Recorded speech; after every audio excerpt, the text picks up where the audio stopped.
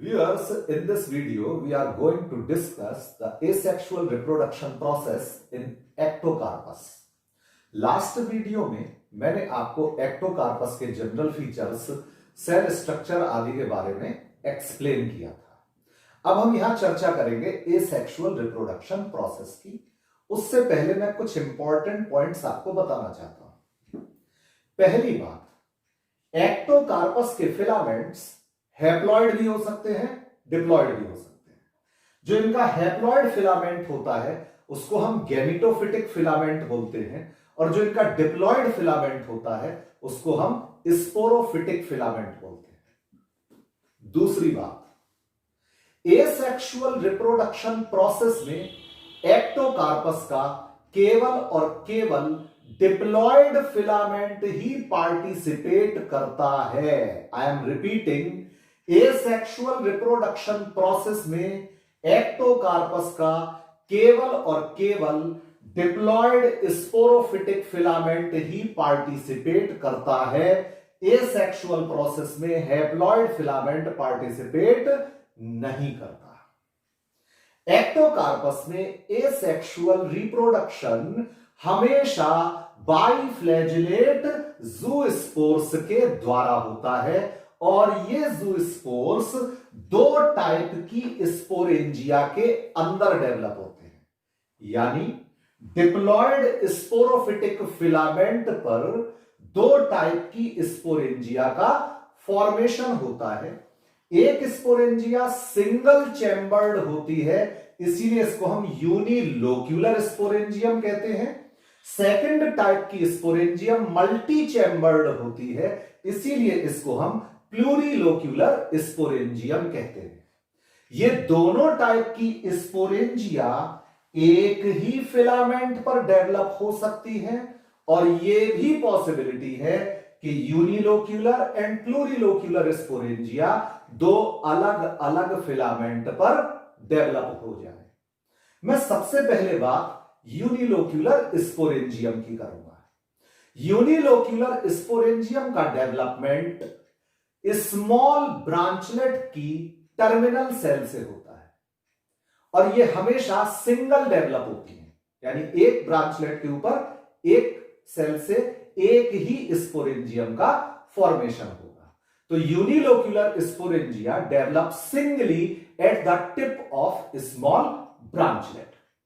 ये जो terminal cell होती है ये स्पोरेंजियल इनिशियल के रूप में काम करने लगती है, और ट्रांसवर्स डिवीजन के थ्रू डिवाइड करके दो डॉटर सेल्स का फॉर्मेशन करती है। स्मॉल सेल को हम स्टॉक सेल कहते हैं, और अपर सेल को हम स्पोरेंजियम कहते हैं।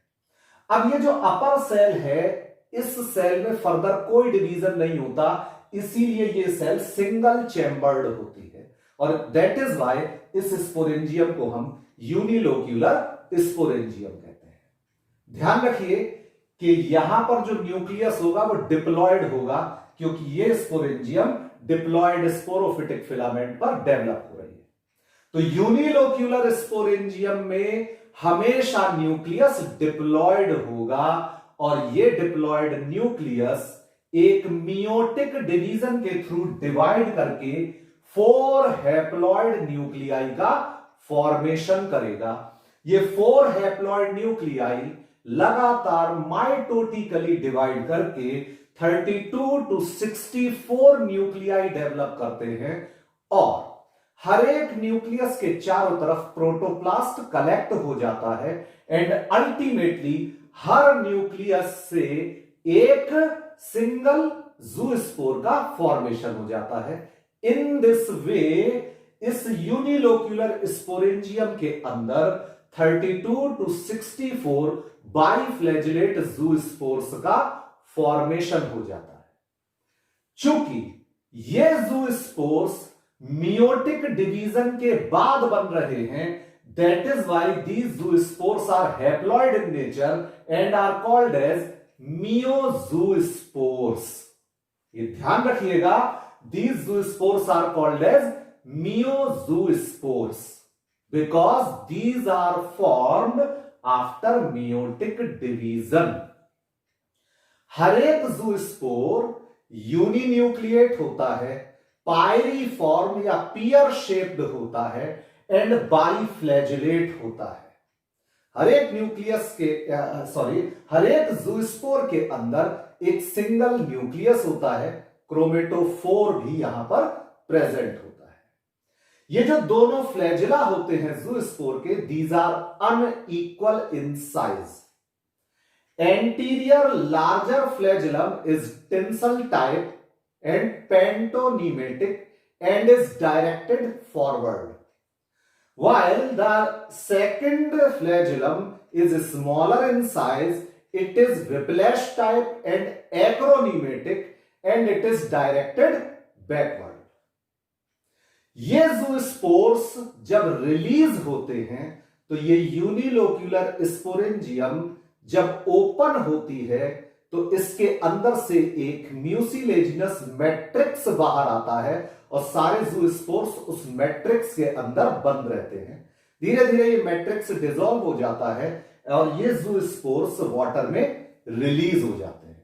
लेकिन ये ज़ूस्पोर्स बहुत ज्यादा समय तक एक्टिव नहीं रहते, ये शायद ही 30 मिनट से ज्यादा एक्टिव रहते हैं। 30 मिनट्स की स्विमिंग के बाद ये ज़ूस्पोर्स अपने फ्लैजिला छोड़ देते हैं और अपने एंटीरियर एंड की साइड से किसी सबस्ट्रेटम से जाकर अटैच हो जाते हैं। अटैच होने के बाद ये 2 से 3 घंटे में ही जर्मिनेशन स्टार्ट करके जर्म ट्यूब बना देते हैं और अल्टीमेटली इसके जर्मिनेशन से एक हैप्लॉइड गैमेटोफिटिक फिलामेंट का फॉर्मेशन हो जाता है। फिर से समझ लीजिए कि चूंकि यहां पर बनने वाला ज़ूस्पोर हैप्लॉइड था, इसीलिए इससे बनने वाला फिलामेंट हमेशा हैप्लॉइड होगा और इस हैप्लॉइड फिलामेंट को हम गैमेटोफिटिक फिलामेंट कहते हैं और यही gametophytic filament sexual reproduction process में बाद में पार्टिसिपेट करेगा। अब मैं बात करता हूं प्लूरिलोक्यूलर स्पोरेंजियम की। प्लूरिलोक्यूलर स्पोरेंजियम भी टिप्स पर डेवलप होती है। यहां पर भी स्पोरेंजियल इनिशियल ट्रांसवर्सली डिवाइड करके एक छोटी स्टॉक सेल बनाती है और एक अपर सेल बनाती है। इस अपर सेल में लगातार continuous transverse and vertical divisions के परिणाम स्वरूप लगभग 660 सेल्स का फॉर्मेशन हो जाता है और ये 660 चैम्बर्स या सेल्स 20 to 40 लेयर्स में अरेंज्ड रहती हैं, 20 to 40 टियर्स में अरेंज्ड रहती हैं। तो चूंकि ये स्पोरेंजियम मल्टी चैम्बर्ड होती है, that is why it is called as plurilocular sporangium. हर एक सेल के अंदर एक सिंगल न्यूक्लियस होता है एंड अल्टीमेटली हर सेल के अंदर एक सिंगल बाईफ्लैजिलेट ज़ूस्पोर का फॉर्मेशन हो जाता है। यहां ध्यान रखिएगा कि यहां थैलस डिप्लॉयड था और प्लूरिलोक्यूलर स्पोरेंजियम में ज़ूस्पोर बनते समय कोई भी मियोटिक डिवीजन नहीं हुआ है।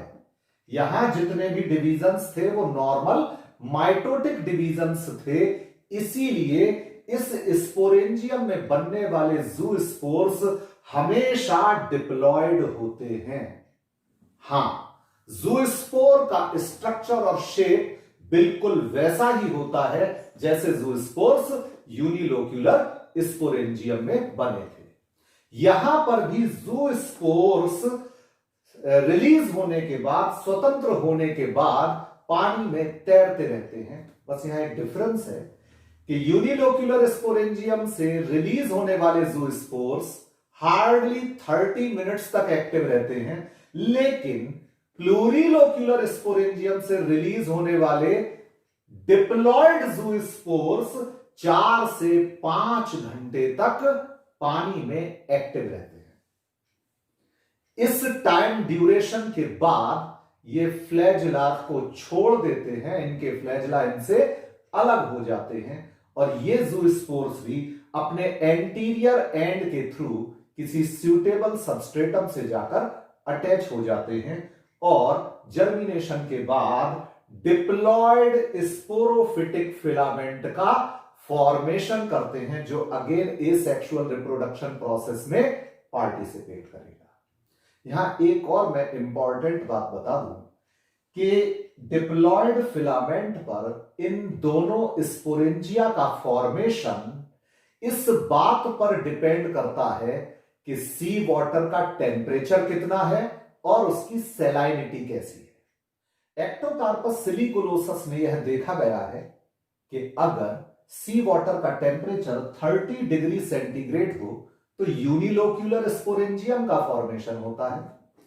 अगर वाटर का टेम्परेचर 19 डिग्री हो तो प्लूरिलोक्यूलर स्पोरेंजियम का फॉर्मेशन होता है, और अगर टेम्परेचर इन दोनों का इंटरमीडिएट हो यानी 16 डिग्री सेंटीग्रेड हो तब थैलस पर यूनिलोक्यूलर एंड प्लूरिलोक्यूलर दोनों ही टाइप की स्पोरेंजिया का फॉर्मेशन होता है। So this is about the asexual reproduction process in Ectocarpus.